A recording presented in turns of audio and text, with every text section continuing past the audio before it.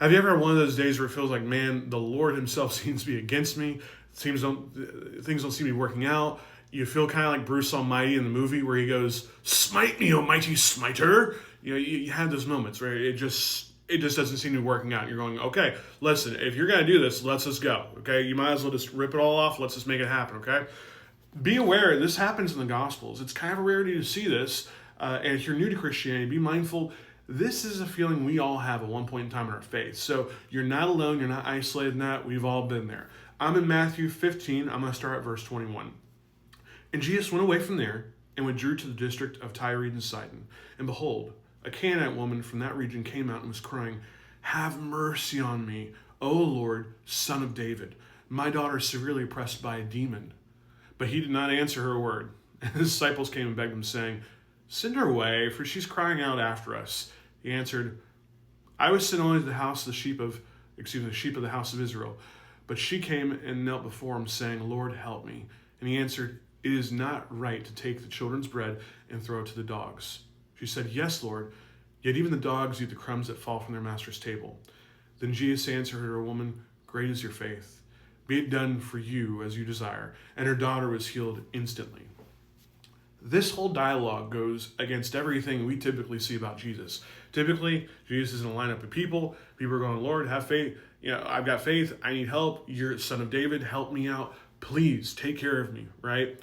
First thing to remember when it comes to Gospels, anytime we see Son of David, this means they recognize that Jesus is of the line of the king, and that means he's destined for greatness. That means he's fulfilling prophecy. So these people are being aware there's more to Jesus than just a holy man, just an average prophet. There's more going on with him. He's filling prophecy. That's the cool part about this. Number two, main part of Jesus' ministry is to the Jews first. He needs to show himself to be king of the Jews. He needs to show himself to be fulfilling the prophecies over and over, to show that he is supposed to sit on the throne of his father David. He's supposed to be Messiah, and they need to recognize that or deny it in order for him to be crucified.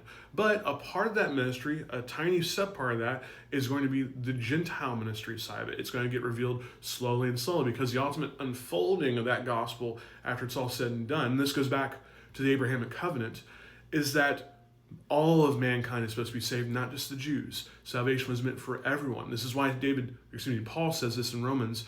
This is a fulfillment. This is new. This is a mystery that's been revealed to us now. This is a new thing, and it's really cool. But Jesus doesn't just come out and say it's this Canaanite woman. He doesn't just come out and say, "Come on down, let's have it." He wants to have a little bit of a fight, a little bit of a battle going on. It seems a little similar to Jacob, right, wrestling with God back in Genesis. Same type of idea. And why? Jesus is putting this woman on display. He's putting this woman on display by saying, "Hey, listen, I'm here for the Jews first. In fact, this food, this thing that I'm doing, this is meant for the children of God, not for the dogs." So automatically he lowers her status. She retorts back and goes, "Yes, Lord, but even the crumbs are eaten by the dogs when they fall off the table." Meaning she wasn't countering Jesus' perspective. She was saying, not only do I agree with you, but hey, this also happens in nature too. And I accept what you're doing so long as we can get this done. This blows everything out of the way as far as the culture goes, as far as the politics goes. This is something very interesting. Doing whatever it takes for your child. It doesn't matter about the status quo. It doesn't matter about the politics. It doesn't matter about anything else. I want a miracle for my baby. Okay? The real question comes down to this for us.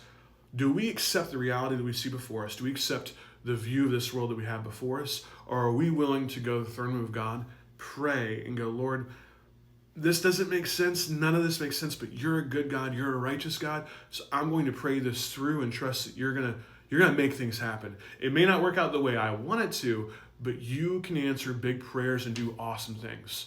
If God can make the cosmos, if God can make the entire universe in 6 days, he can do awesome things in our lives if we let him. So the encouragement today is this. When we're choosing to pray, let's pray big. Let's pray deeply. Let's pray and trust that God can do awesome stuff if we just trust him to do so. Appreciate you guys listening. I'll talk to you again soon.